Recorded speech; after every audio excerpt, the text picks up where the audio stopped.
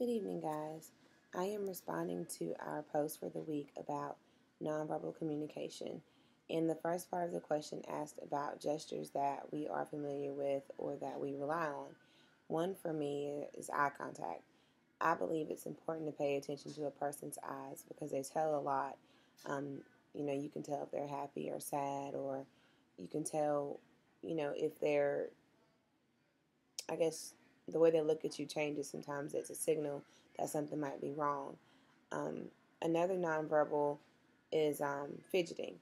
I'm a fidgeter, so people can usually tell when I'm annoyed or upset because I shake my leg or I wiggle my legs.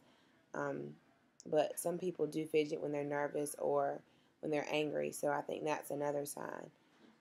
One additional sign that I think is important also is body positioning.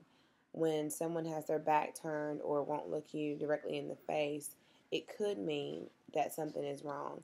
Um, However, through our text, I did notice that sometimes looking away is not always a sign that something is wrong. It's just that, for example, in the African American community, looking directly in the eyes is not something that's seen as, as important.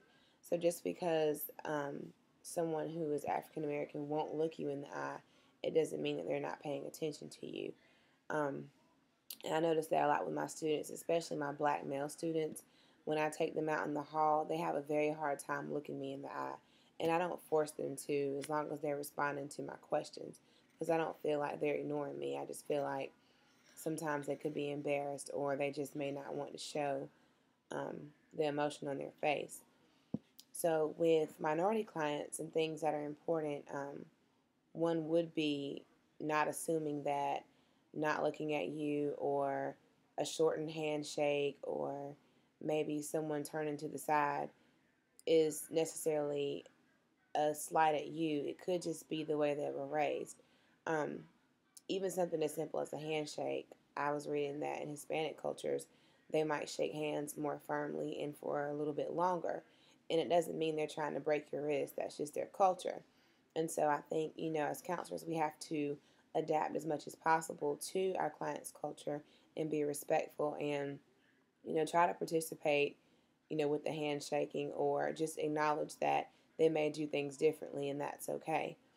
Um, I think that we need to maybe ask, if a client turns away or if a client rolls their eyes or does something different, we should maybe ask, what the problem is or ask, is everything okay, before we assume that they just don't want to listen.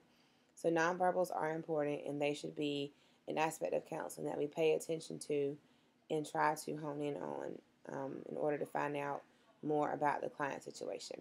I hope y'all have a great week. Mommy.